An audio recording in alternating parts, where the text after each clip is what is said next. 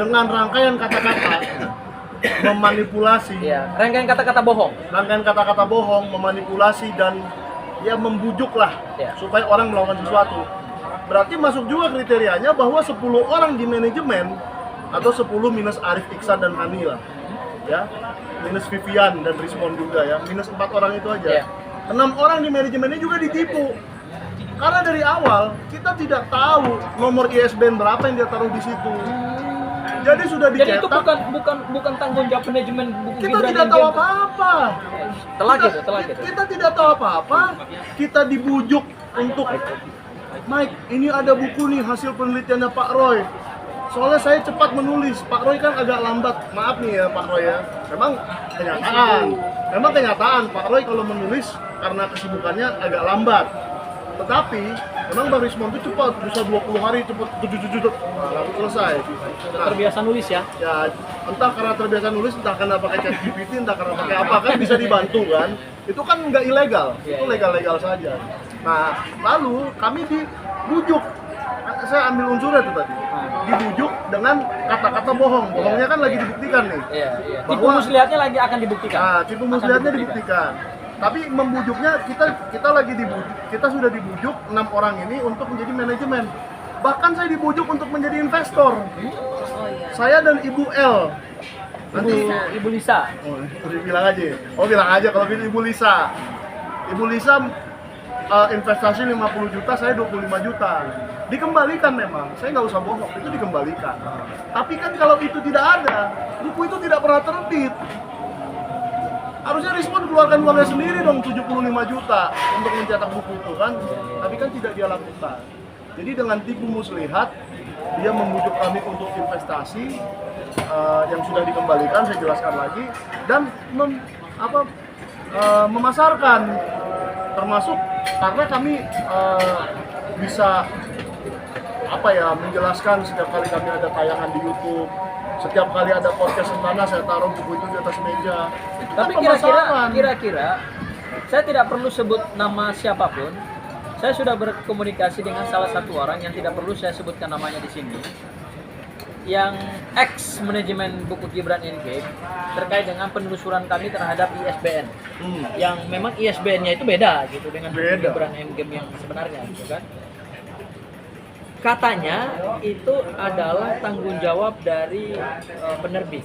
Gimana tuh? Tapi berarti Rizmon nggak terlibat gitu maksudnya? Gimana Oke, tanggapannya? nih.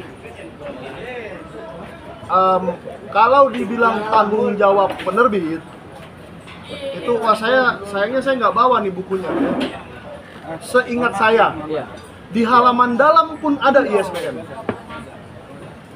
Di halaman dalam pun tercantum ISBN, seingat saya. Jadi halaman dalam itu tulisannya begini: hak cipta dilindungi undang-undang. Penulis Rizmon Syanipar, editor Vivian Syahad, ISBN bla bla bla bla bla. Nomornya sekian-sekian. Nah, nomornya Ada ya? ada kan Bang? Ada. ISBN nomor sekian sekian sekian. Itu PDF itu langsung dari laptop Rizmon. Wah. Jadi kalau Anda pergi ke penerbit, ya, Anda bikin plat dari PDF apa, ya kan? Nggak mungkin si penerbit ini nyulap dari angkasa langsung ada angka itu. Berarti Iya Bang kan? Michael laptopnya bisa disita itu. Ya saya nggak tahu itu terserah penyidik mau menyita laptop, mau menyita rumahnya kayak, mau menyita mobilnya kayak, ya nggak. Kalau mau jadi alat bukti semua saja.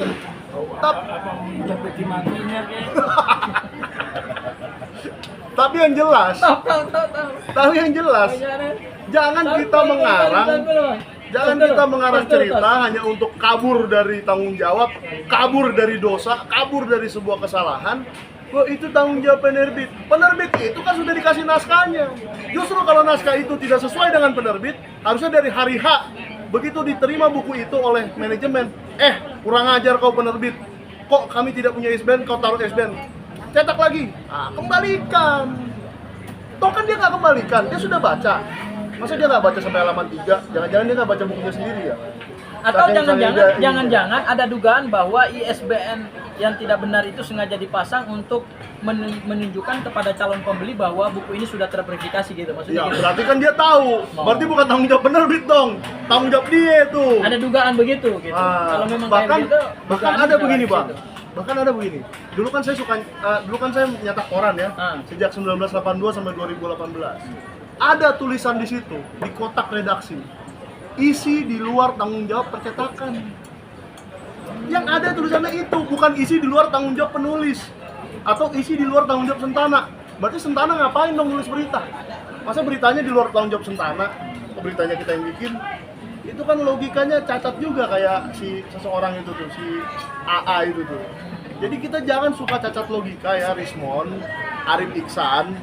Saya nggak apa-apa nyebut nama kalian juga udah nyebut nama saya berkali-kali. Ya, Arif Iksan, kau jangan kabur. Padahal kau sudah terima 9.000 perak per buku ya.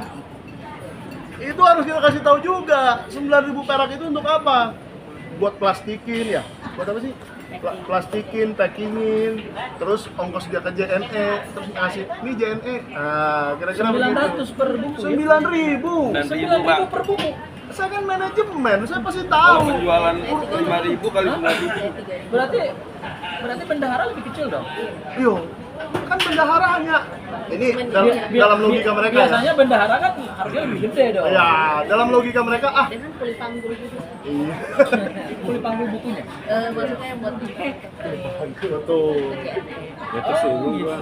Iya, jadi kalau ada buku yang hilang atau ada buku yang tercecer atau apa, dan dari awal ini saya bilangnya gini.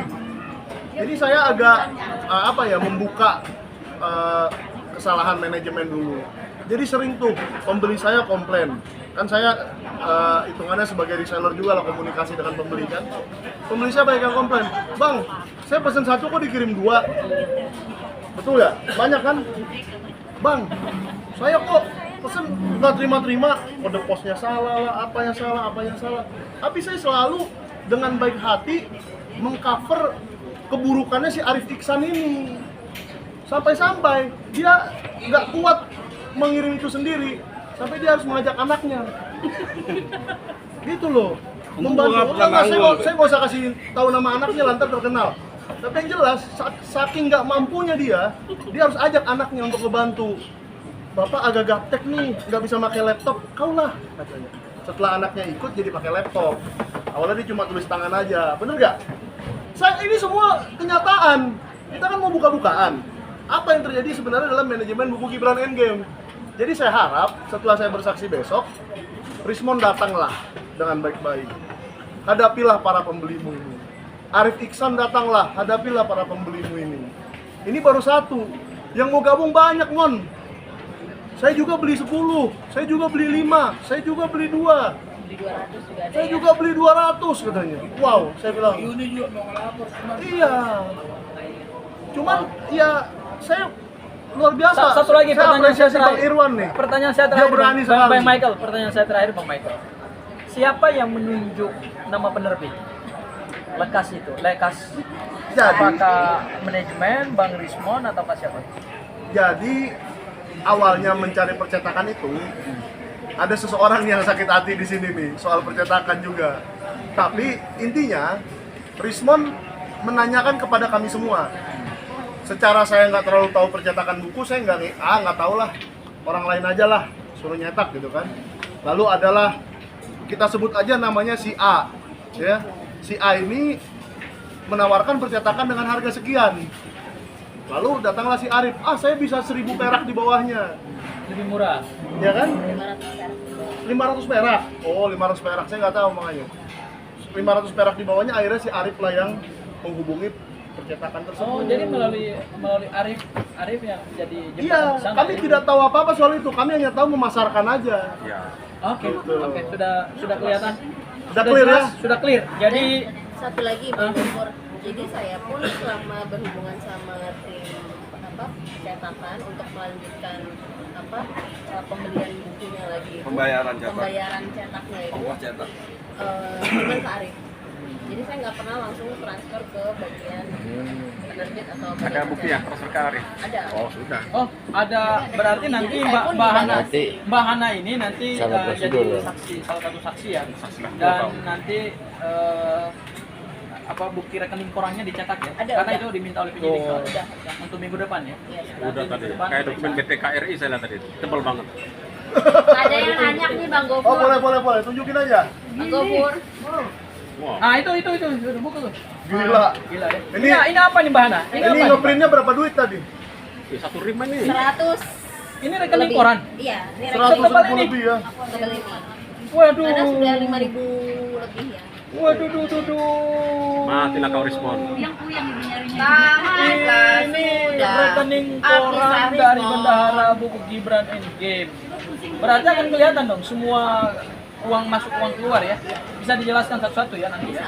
Termasuk juga penyidik akan fokus kepada korban yaitu Bang Irwan 6.656.000 itu. Ini tebelnya udah kayak silsilah si Raja Batak ini. Ini banyak banget. Udah berapa puluh Gini aja, generasi ini. Mbak Hana, saya minta tolong nanti di stabiloin yang uang masuk dari dia dulu. Iya. Kemudian kan tanggal 3 masuk. Kemudian ada juga tanggal 25 ya, masuk 2 kali. Terus kemudian dari dia yang 6 juta Punya aku aja bawa, yang lain simpan aja. Nanti fokusnya ke situ. Oke ya. Tadi ada mau nanya apa? Mbak?